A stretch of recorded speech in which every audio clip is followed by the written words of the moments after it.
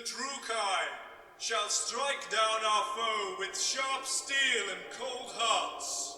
The weak must die, so that the strong shall be spared.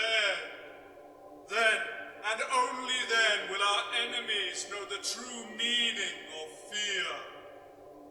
The first Phoenix King of the High Elves, Aenarion the Defender, was the greatest warrior ever to walk the earth. It was through his leadership and sacrifice that the first great invasion of chaos was halted. During this invasion, Aenarion rescued an elven maiden from a warband of Slaaneshi warriors. Her name was Morathi, and she was beautiful beyond description. Aenarion fell deeply in love with her, and took her as his second wife, and she bore him a son, Malekith. After his father's death, Malekith succeeded his father as Prince of the northern province of Naggaroth, and considered himself the obvious choice to be Phoenix King.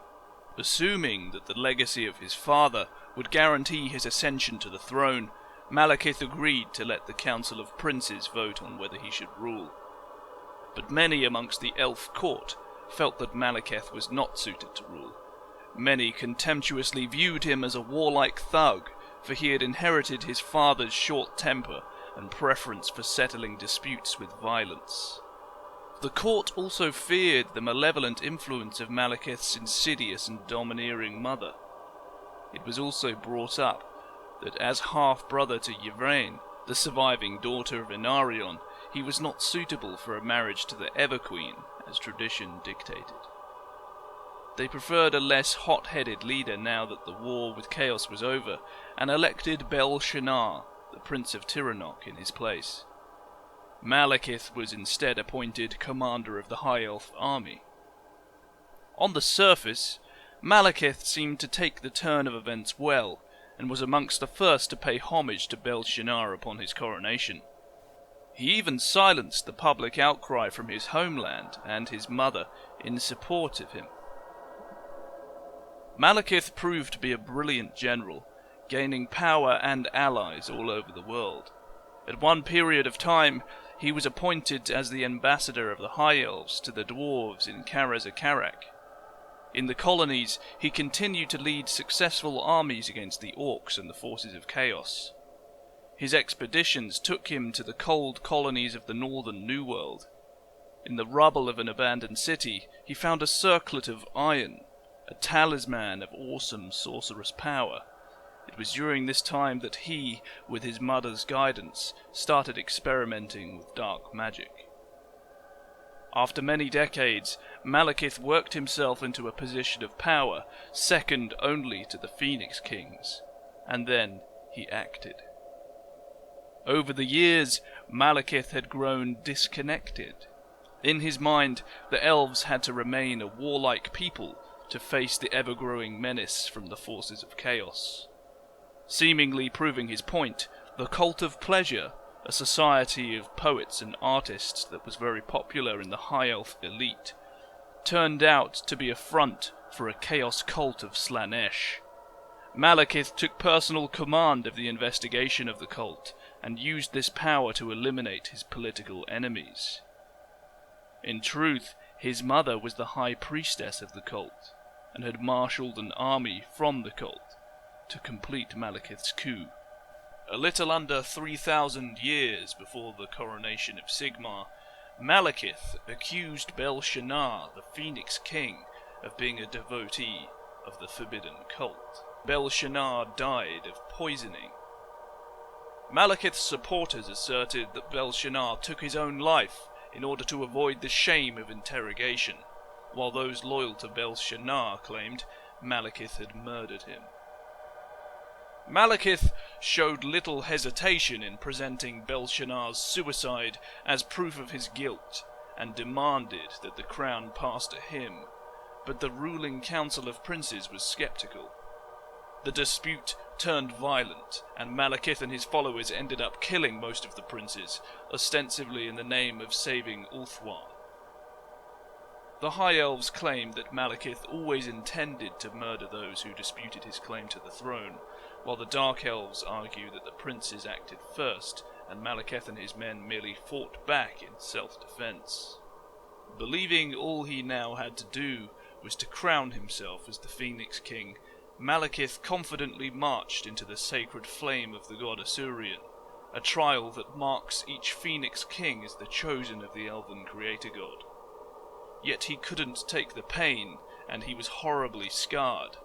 The High Elf scholars claim the sacred flame burned Malekith because his body was polluted by dark magic, and his soul tainted by the evil deeds that he had committed. Dark Elves, however, claim the flame itself was corrupted by Malekith's rivals, so that it would burn whoever entered it. Gravely injured, Malekith managed to escape the flame on the same side he entered. His followers then carried their horrifically injured master north to his stronghold in Naggaroth, where Morathi was able to nurse her son back to health. Thanks to the aid of dark magic, his indomitable will, and his sheer refusal to die, Malekith swiftly recovered in body, but his mind was left irrevocably shattered. Meanwhile, across Ulthuan, civil war erupted as elves loyal to Malekith fought against those on the side of the princes. Malekith then gathered the sorceresses whom he and his mother had trained, together with Hotek, a renegade priest of the elven smith god Vol. The sorceresses forged a great suit of black armor to lend strength to Malekith's near-crippled body. The suit was fused to his skin while still hot from the furnace, as after his torment within the flames of Asuryan, Malekith felt little pain. When the suit was complete, few could look at him without dread. From that day onwards, Malekith was known as the Witch King. Meanwhile, in the rest of Ulthuan, the High Elves had elected Imbric of Caelador as the third Phoenix King, who assumed the title Caelador I upon his coronation. Caelador and Malekith gathered their supporters and battled each other for the throne of Ulthuan. Although Malekith was a skilled general, a phenomenally powerful sorcerer, and his legions of veteran warriors were fanatically loyal to him, time proved to be Caelador's ally, as Malekith's treachery became more evident, and more elves flocked to Caelador's banner. In a climactic showdown, Caelador defeated Malekith in single combat over the field of Maelador. The pair duelled in the sky on the backs of dragons while their armies fought below. Caelador slew Malekith's steed, and the Witch King fell from the skies. Though Malekith survived the fall, he was in no condition to fight on, and his army was demoralized by his defeat. The Witch King's supporters fled the field and retreated back to their strongholds. Running out of options, Malekith decided on one last gamble. He instructed his sorceresses to undo the spells that bound the Ulthuan vortex, to bring back the tides of chaos and bind them to his will. Though he was aware of the dangers of such a plan, that if it failed, there would be nothing to stop the demons of chaos rampaging across the world once more, Malekith was beyond caring. If he couldn't have Ulthuan, then no one would. Believing it their only hope of victory and survival, Malekith's disciples agreed. Only one of his sorcerers, Eurathion of Ulla, saw the plan for the apocalyptic madness that it was, and escaped to warn the Phoenix King. Eurathion was able to give a partial warning to Caelador before Malekith's agents killed him for his betrayal. For hours, the dark sorcerers struggled against the mages of Safarii to undo the barrier, but in the end, the Dark Elf sorcery proved too much for the High Elves. Just as the vortex was unraveling, Caelador, the great mage who had fought beside Aenarion and his fellow ancient mages, were released from their long stasis in the middle of the vortex, on the Isle of the Dead. Quickly realizing the peril Ulthuan was in, they added their own spells to the High Elf efforts. This great surge of magic proved to be too great for even the combined might of Malekith and his coven to overcome, and their efforts were thwarted by the mages trapped in the Isle of the Dead. A surge of raw power struck back at Malekith's fortresses, killing many of his sorceresses in an instant and initiating the cataclysm now known as the Sundering. The land itself buckled under the strain as mighty earthquakes devastated the land and the fine cities of Ulthuan. A tidal wave, 1,000 feet high, came crashing down on northern Ulthuan, submerging the provinces of Naggaroth and Tiranoc and killing thousands of elves. Thanks to the quick intervention of Malekith and his surviving sorceresses, the fortresses and castles of the Witch King and his supporters survived the catastrophe, borne aloft and protected by powerful spells. Supported by dark magic, the fortresses broke off from the land and floated out onto the sea. Thus were the dreaded black arcs that would bring such terror and fear into the coasts of the world born. The Dark Elves chose exile rather than face the wrath of their high elf kin, vowing to one day return to Ulthuan to avenge the wrongs committed against their king and their people. They sailed to the northern part of the continent called the New World, where they grounded. Naming the desolate icy land Naggaroth, or the Land of Chill, in memory of their lost homeland, the Witch King claimed that it is his own domain, and the Dark Elves proceeded to exterminate or enslave the native greenskin and human barbarian populace, then constructed 6 great cities to house their people.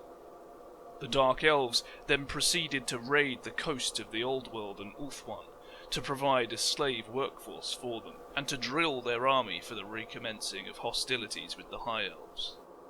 The kingdom of the Dark Elves was born, and death and destruction was the legacy that it would leave to the world.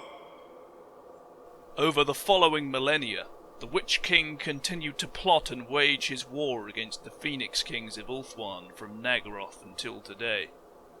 An obsession for revenge, hatred and rage have since robbed Malekith and his people of any inclination or desire for forgiveness or reconciliation with the High Elves.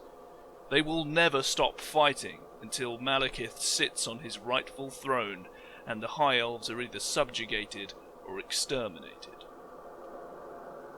During the summer of 2522 IC, during the Chaos incursion known as the Storm of Chaos, Malekith landed on the Shadowlands, formerly Naggaroth, with his army.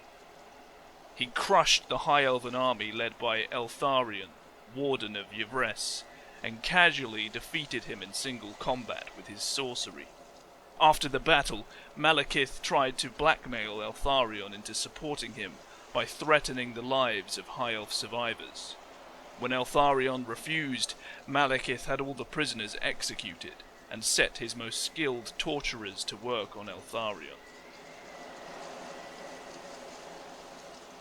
After months of torture, Eltharion was sent back to Lothern, crippled and blinded, as warning to all who would oppose the Witch King.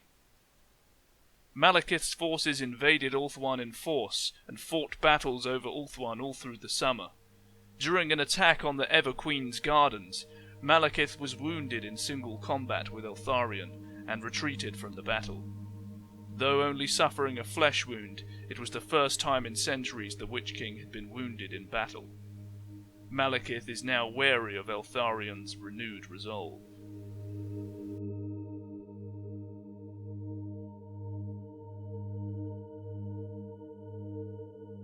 Take their gold, burn their homes, kill their families, and enslave their souls.